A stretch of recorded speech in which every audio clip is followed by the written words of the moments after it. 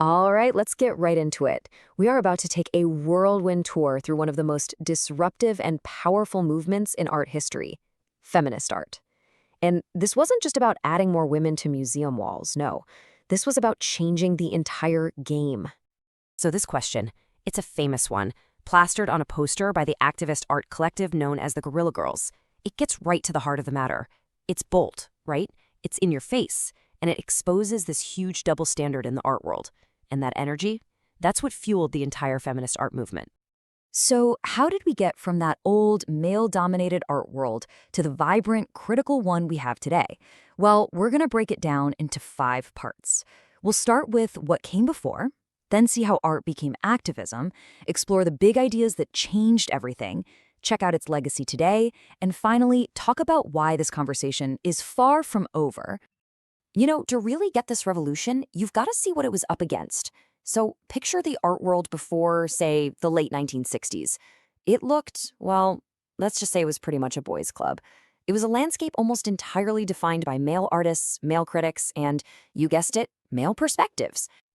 And this contrast really spells it out, doesn't it? On one hand, you had the status quo, where women were basically props, the passive muse, the subject to be looked at.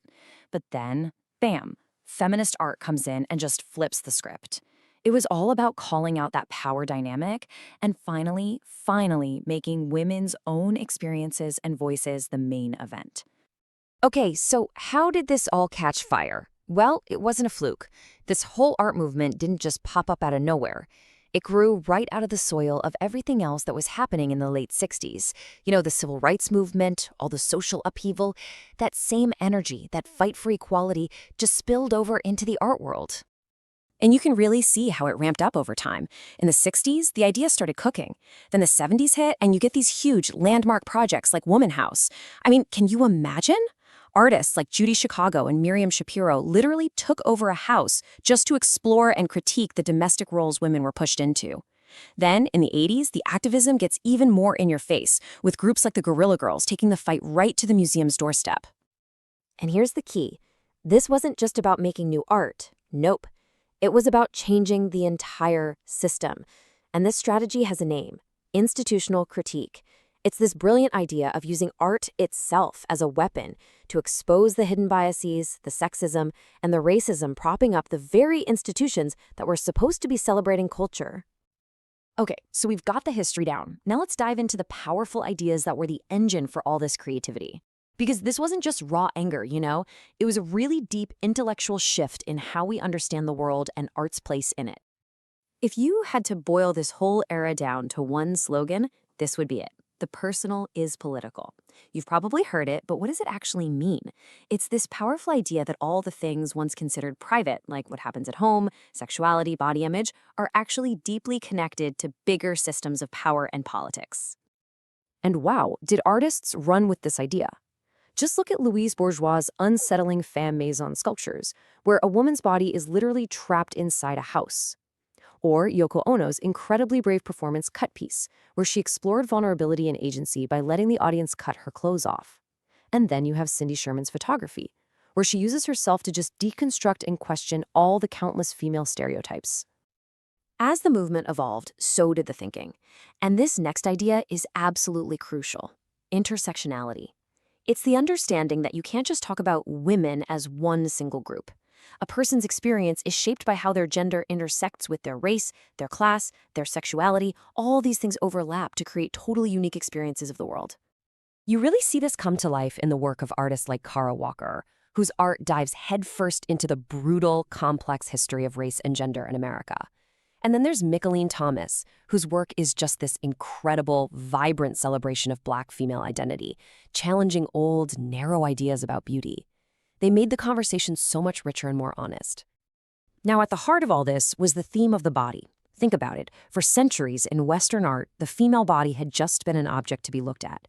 Feminist artists said, no more. They reclaimed it.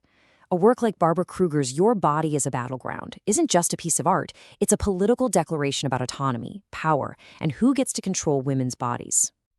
All right, so after all this rebellion and rethinking, what's the result? The impact has been absolutely massive. Feminist art didn't just open doors for women artists, it totally reshaped the definition of what art could be and what it could do. The impact was just sweeping. The movement made mediums like performance art and textile art, things that had been dismissed as craft, legitimate. It made social commentary a central purpose of art. And of course, it led to increased representation, challenged narrow beauty standards, and made sure that institutional critique is still a vital tool for artists today. But, and you knew a but was coming, right? The work is far from over, not by a long shot. This data from the Guerrilla Girls is pretty stark. In major museums, the vast majority of nudes are of women, while a tiny fraction of the art is actually by women.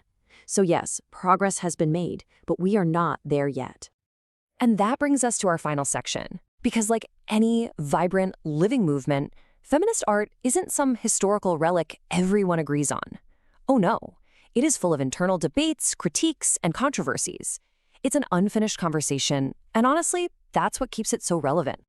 One of the biggest tensions is what you could call the activist's dilemma.